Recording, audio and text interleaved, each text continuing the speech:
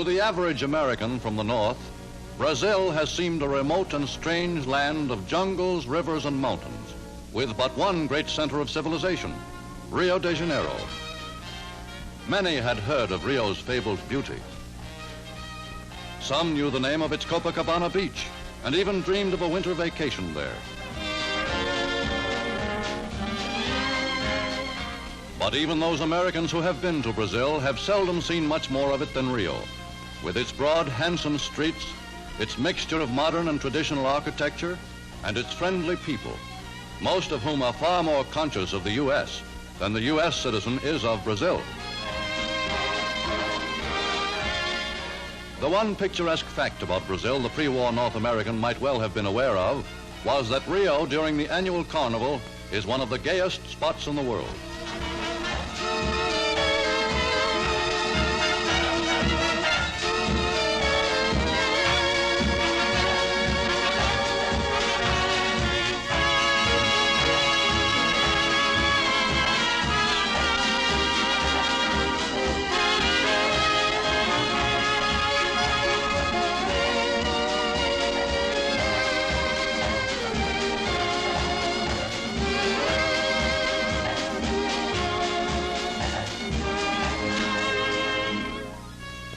Though the U.S. Embassy at Rio had always been an important diplomatic post, the fortunes of war made Ambassador Jefferson Caffrey a key man in the American diplomatic corps.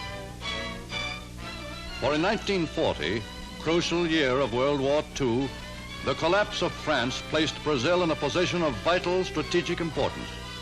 Only 1,600 miles at its bulge from Vichy French West Africa, Brazil could either have become the landing point of a Nazi invasion, or it could have become a vast air base from which the United Nations, avoiding the blocked Mediterranean, might have carried the fight to Hitler in the Near East. What part Brazil was to play in the war depended upon the decision of its president, Getulio Vargas, a man distrusted by many liberal Americans. They knew Vargas to be a dictator, ruling 41 million people by arbitrary decree. In Brazil's propaganda bureau, busy glorifying Vargas and his works, they suspected a similarity to the propaganda methods of fascist Spain and Nazi Germany.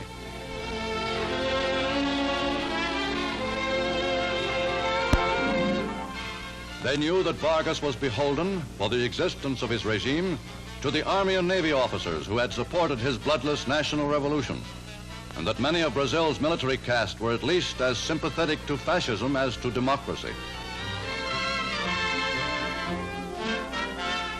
From Brazil, too, had come alarming reports of potentially dangerous foreign groups, ready to rise at the first opportunity. In Minas Gerais, Amazonas, and Sao Paulo were more than 200,000 Japanese, whose communities were reported to be hotbeds of undercover pro-Axis activity. In Rio Grande do Sul and Santa Catarina were 1 million Germans in scores of settlements, as German in architecture, language, and customs as the Third Reich itself.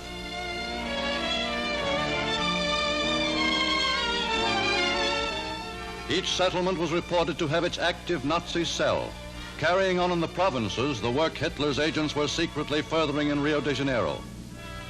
But U.S. diplomats working with Brazil's Foreign Office reported that in Foreign Minister Oswaldo Aranha, the United States and its democratic allies had a great and good friend.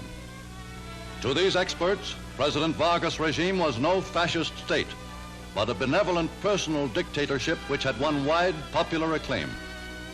If not democratic, it was to a large degree progressive and even liberal.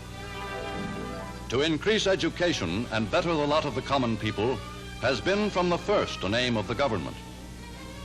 Doubling Brazil's educational budget, it has built close to 10,000 new schools as part of its campaign to wipe out illiteracy.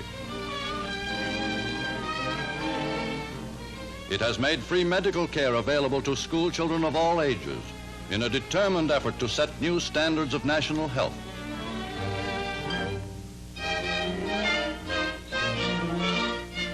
Brazil's government has also attacked the health problem by constructing sewage systems in regions where modern sanitation had been almost unheard of. To combat malaria, it is ridding its swamps of the Anopheles mosquito.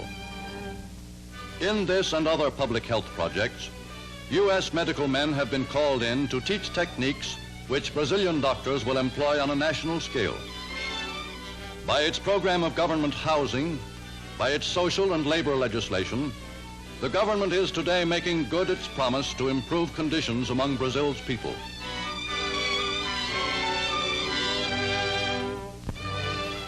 Brazil's economic prosperity has always depended on coffee, of which it has produced 65% of the world's supply. This great export crop was the backbone of the Brazilian national income. But in 1940, Brazilians found that the collapse of the European coffee markets had almost wrecked an industry which had been in distress since 1930. U.S. diplomats realized with alarm that if Brazil's economy were allowed to break down, the friendly government of Getulio Vargas might not long survive. To meet the crisis, the U.S. government underwrote the entire unshipped balance of Brazil's coffee crop for 1941, 1942, and 1943. Meantime, U.S. credits were helping to build railroads, to open up for development the untouched riches of Brazil's interior, as part of a project to industrialize the nation and give it a more stable and varied economy. For Brazil, today still largely agricultural, is one of the world's potentially great industrial nations, especially because of its immense mineral wealth. For great new steel mills now building in Brazil, the U.S. has advanced credits of many millions of dollars. Steel from Monlevada and Volta Redonda are building railroads, first to open up more mines and then to serve new industrial centers. Even before World War II, the United States had become aware that in Brazil was almost half the population of South America, a market still untapped when the war clamped down on American production for civilian export trade. And U.S. businessmen planning for peace have foreseen that as Brazil's process of industrialization continues, its buying power may reach a colossal figure. In the pre-war decade, industrialization had already brought great changes to Brazil.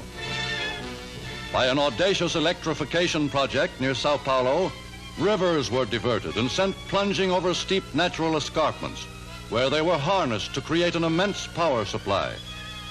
Out of this development came the astonishing growth of Sao Paulo, Brazil's second city and its greatest industrial center.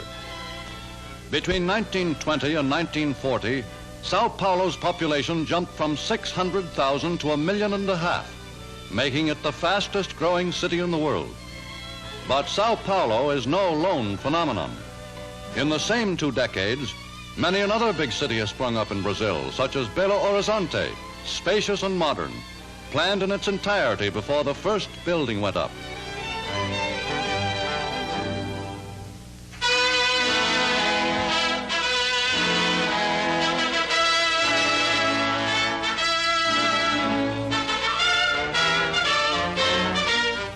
When, soon after Pearl Harbor, Sumner Welles arrived in Rio for a Pan-American conference, much was at stake. Failure of the principal South American nation to follow the U.S. might endanger the whole American plan of defense. In this crisis, Brazil was the first South American nation to declare war on fascist Germany and Italy. Even earlier at Natal and other points on the Brazilian Bulge, the U.S. got the right to build and operate its own military air bases on Brazilian soil.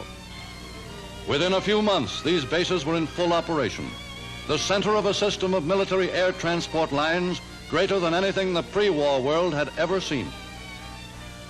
In hundreds of regularly scheduled flights a day, immense quantities of war supplies were speeding to armies fighting on 3 continents.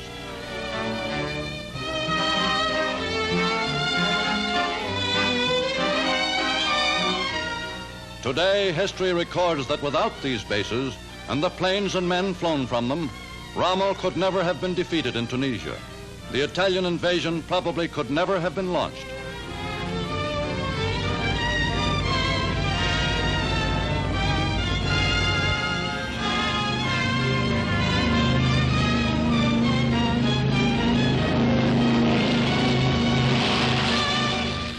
Even before America's Brazilian bases were in operation, João Alberto Lins de Barros, Brazil's able economic coordinator, had begun full cooperation with the United States in making available Brazil's strategic materials.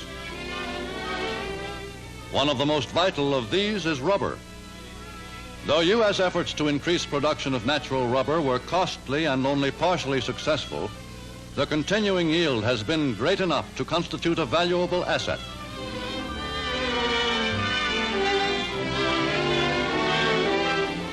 Of great importance to altitude flyers is Brazil's Oiticica oil, which will not freeze however low the temperature. And without Brazil's vast resources in strategic minerals, the United Nations might conceivably have lost the war. Brazil is the only